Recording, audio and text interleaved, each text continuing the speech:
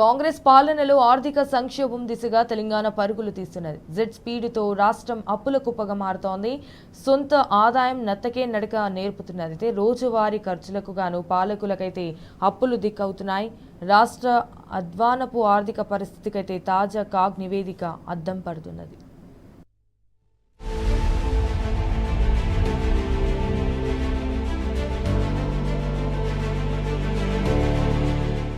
రాష్ట్ర అప్పులు jet speed రాకెట్లా దూసుకుపోతున్నాయి.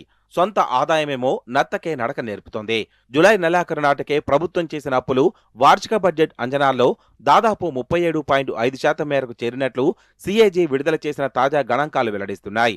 ఇదిలా ఉంటే ఓవైపు రెవెన్యూ లోటు, మరోవైపు ఆర్థిక లోటుల నడుమ మొదటి త్రైమాసికంలో రాష్ట్ర మూలధన వ్యయం కూడా పెద్ద ఆశాజనకంగా ఏం లేదన్న సంగతి తేటతెల్లమవుతోంది.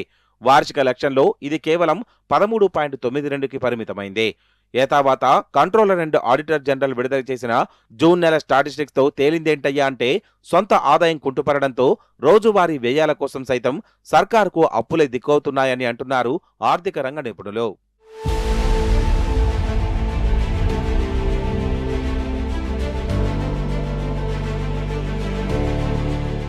ఈ ఆర్థిక సంవత్సరపు మొదటి త్రైమాసికంలో రాష్ట్ర ఆర్థిక పరిస్థితి అధికంగా రుణాలపైనే ఆధారపడినట్లు వెల్లడైంది. జూన్ నెలాఖరు వరకు ప్రభుత్వం చేసిన అప్పులు వార్షిక బడ్జెట్ అంచనాల్లో దాదాపు 37.5%కి చేరాయి. కాగా ఖజానా మెరుగుపడడానికి సర్కారు చేపడుతున్న చర్యలు అంతగా ఫలితాలనిస్తున్న దాఖలాలు కనిపించడం లేదు. గత ఏడాది రాబడితో పోలిస్తే అంచనాకు భిన్నంగా ఈసారి అది స్వల్ప మోతాదులో అధికంగా నమోదైంది. Controller and auditor general of India విడుదల చేసిన తాజా గణాంకాల ప్రకారం 2026-27 ఆర్థిక సంవత్సరం మొదటి 3 నెలల్లో ప్రభుత్వం 21,912 కోట్ల రుణాలు, ఇతర అప్పులను సమీకరించింది. ఇది 58,458 కోట్ల వార్షిక బడ్జెట్ అంచనాలో 37.5%. గత ఏడాది నమోదైన 37.52%కి సరిగ్గా సమానం.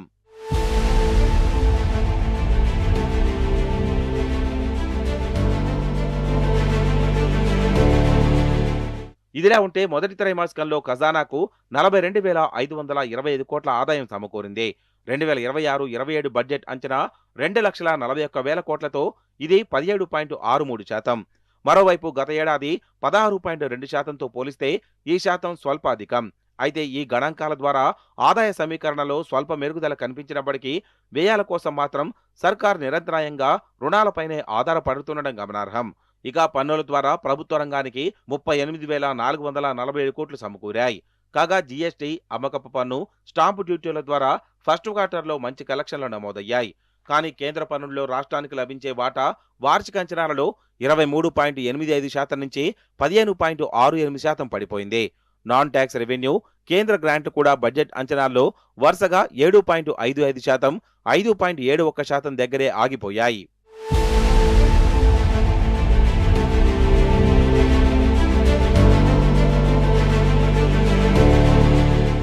ఆర్థిక ఒత్తిడి ప్రభావం సర్కారీ వ్యయాలపైన పడిన ఆనవాళ్లను సీజీఐ నివేదిక గణాంకాలు స్పష్టంగా సూచిస్తున్నాయి. ఈ త్రైమాసికంలో రెవెన్యూ ఎక్స్పెండిచర్ 58,815 కోట్లతో బడ్జెట్ అంచనాల్లో 23.38%గా ఉంది.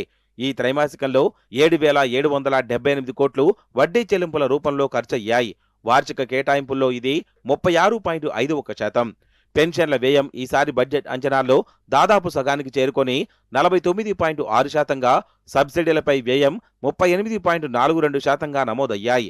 ఇదిలా ఉంటే ఈసారి మూలధన వ్యయం 6,579 కోట్లుగా ఉంది. కాగా బడ్జెట్ పెట్టుకున్న వార్షిక లక్ష్యంలో క్యాపిటల్ ఎక్స్పెండిచర్ కేవలం 13.92% మాత్రమే పరిమితమైంది.